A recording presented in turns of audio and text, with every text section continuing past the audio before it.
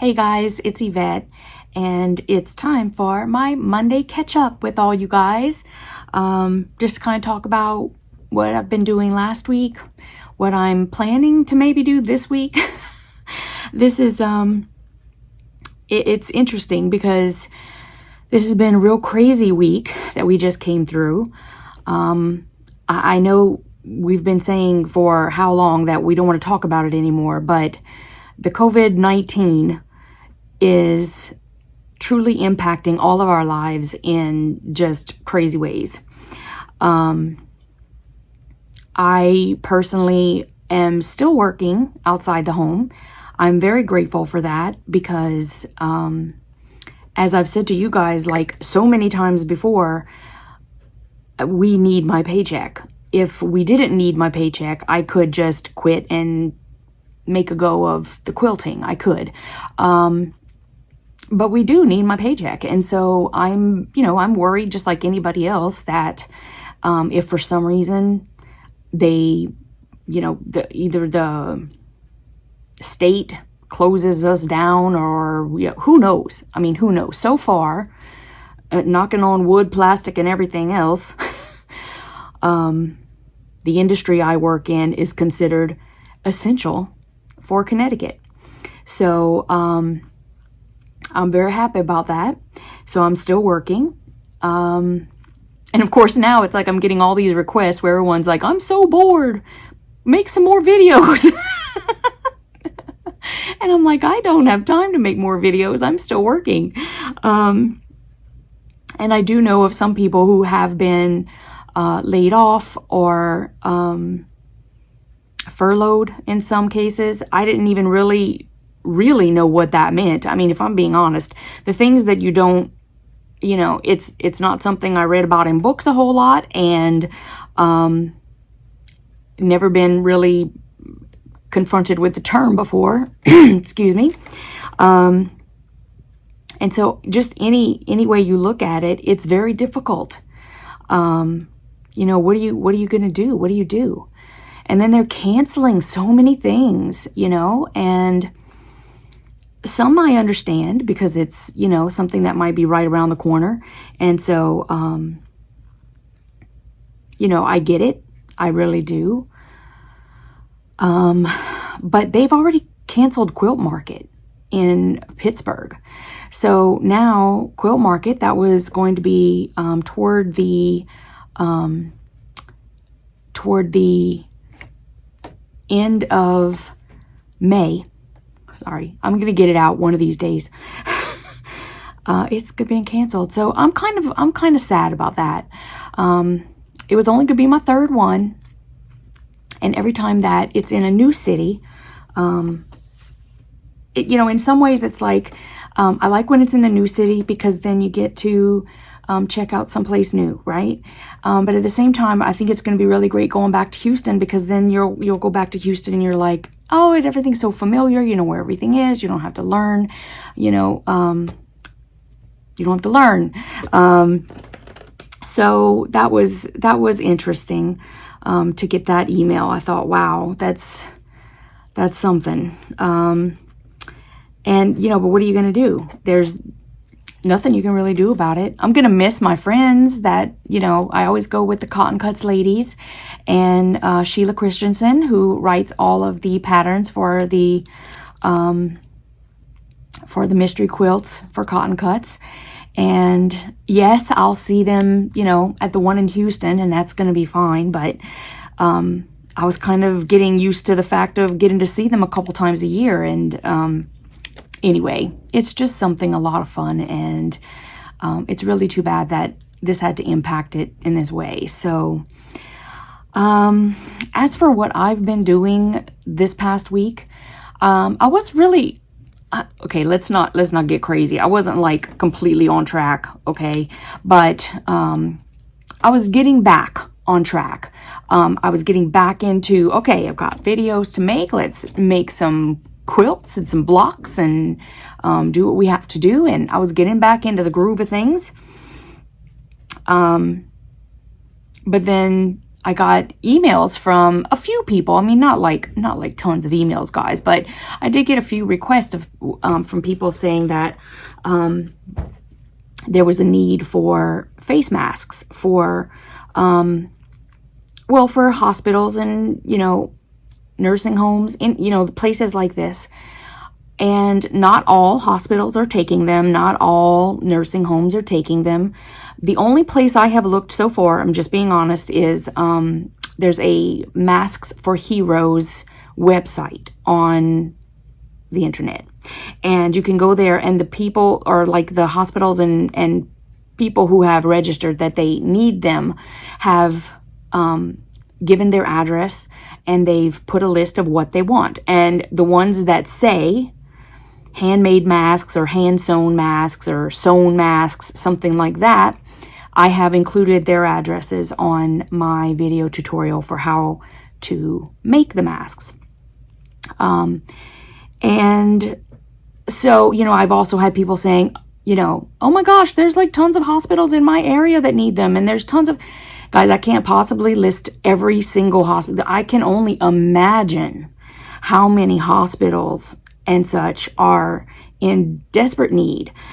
So what I would suggest, first of all, if you're making the masks and you're not using one of the addresses which I provided, which is, believe me guys, fine. It's fine. I'm only giving those as like a guideline. So for those of you who maybe don't know where to send them, but would like to help, those are places that needed it enough that they put a request online. If you know places in your area, please send them to those places. Do you know what I mean? Because there are a lot of places. I mean, there's absolutely no way that I would find all those people. I don't have the time to find all the people. So what I'm doing is, if they've actually put it in a spot, I'll try to make sure that you get that information. But I would find out, if you are going to donate someplace in your local area, make sure you call them first and be sure that they are actually going to be accepting the hand sewn, because there are some places that are still not accepting them. So don't send them there if they're not accepting them, because who knows what's going to happen to them. I mean, I'd like to think that they wouldn't just chuck them, but I don't know what they're going to do with them. And at least you would know that the people who are asking for them will use them. And you can use any pattern you want. This pattern that I used, it was sent to me, or the link to the lady who designed it was sent to me. And listen, it was just an Yvette preference that I liked it because it was form-fitting around the nose. And that it had the pocket so that in the future, if people wanted to still use them, they could take their paper masks that are designed, you know, like the hospital grade, and they can stick them in there and then still have a nice pretty front. That, I mean, really, I just thought then they would be reusable after. So that was the only, there is absolutely no requirement, as far as I know of which ones you have to make and send. I mean, it is completely up to you. So there's that. I think that probably I've covered everything that I really was going to cover about the COVID-19, because I mean, there are news channels going on and on and on and ad nauseum. If you really want to know more and more and more about it, I don't even have time to watch TV. So I don't really know that much. You guys all probably know way more than I do. So I'm still working on the Cotton Cuts Puzzle Mystery Quilt, and this one, The Name of the Rose, which I have the Small Whimsy and the Large Bewitched. I am still doing those. I think that they are going to be sent out earlier to you guys. They did send me my pieces. I have them now, and I know I'm supposed to get a head start on them. I'm trying desperately to do that so that I can post the videos in a timely manner, as you guys are getting them as well. So I have those that I'm working on. I'm still behind on the Sugary Doo, guys, but honestly, like, from the beginning, Sugary Dew was not on my calendar, so I've agreed to do it because there are a lot of people who are saying that they are kind of confused about stuff. So I have no problem doing it. It's just, it's not going to be at the top of my list because it wasn't on my list to begin with, and now I'm having to kind of squeeze it in like when I can. So that is still, it's still up here. I just have to find time to do that. The mini series started just this yesterday.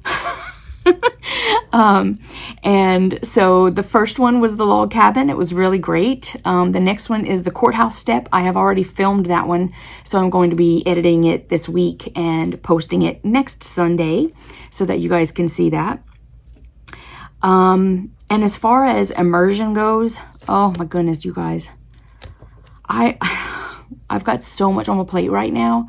I haven't even cracked open immersion, and it's got to be close to a week. I just haven't had the time. And it's interesting because like the way that they structure it is really great, actually. They have week 1 is module 1, week 2 is module 2. And when you get to week 3, which is what last week was, you get what they call implementation week. And that's how they run it, where you have 2 weeks of lessons and then implementation, and then 2 weeks and then implementation, and so on.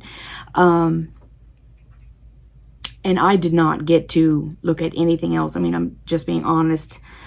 It's too much. But the good thing about it is it's not like you can only access things a limited amount of time. You can take however much time you need. I mean, obviously, I do not want to take a ton of time, but you can take as much time as you need, and you have lifetime access to everything. So that's the good news.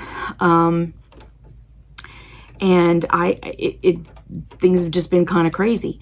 There was one day last week where my office asked me to stay home and work from home so that we could iron out all the kinks of if in any situation they would have to close down our office, I could still work from home. So I did get that sort of worked out. I'm not sure that it's 100% worked out, but it's not impossible for me to work from home. And I even did the payroll and everything. So, so that was good. That was good. But it also like, it was weird cause it was like one of those, it's not, I think once if you have a job where you always work from home, you get into that groove and then you're good. But, with just doing it the one day and then trying to get into a groove is very difficult. But at least we know it's doable. So that's good. And, I still have other projects that I had intended to do, but that never got off the ground, like the murder mystery quilt. I was planning on doing the blocks for that quilt every month. I was also going to do the blocks of the month for the paper chain. Never got to get that started at all. I'm just quite busy. And I always think that things are going to take less time than they actually do. And that's kind of a problem too. And heck, I'd love to finish those 2 Stratford quilts that I still haven't finished. David over at Quilting and David, poor thing, he's been waiting to like quilt them for me. He's so sweet. He's like, I have batting here for you. I'm ready to free motion your quilt. I'm like, oh gosh, yeah. I just haven't had time to finish it. I'd love to, but I've got so many other things that I feel I'm, contracted to do. And let's not forget that at the beginning, pretty close to the beginning of April, we have the next Fort Worth Fabric Studio mystery quilt that we're going to be doing. Stay tuned for more information on that. I'm very excited about it. And so that's pretty much what I'm working on right now. I have a lot of boxes. I always say a lot. I have boxes to open. So stay tuned for more of that. I will have more box openings coming up this week. And I guess I will just talk to you guys in the next video. And if nothing else, I'll see you next Monday for another catch up. And please make sure that you are subscribed and you ring the bell and you share this with all your friends. And let's have a party, a quilting party. Bye.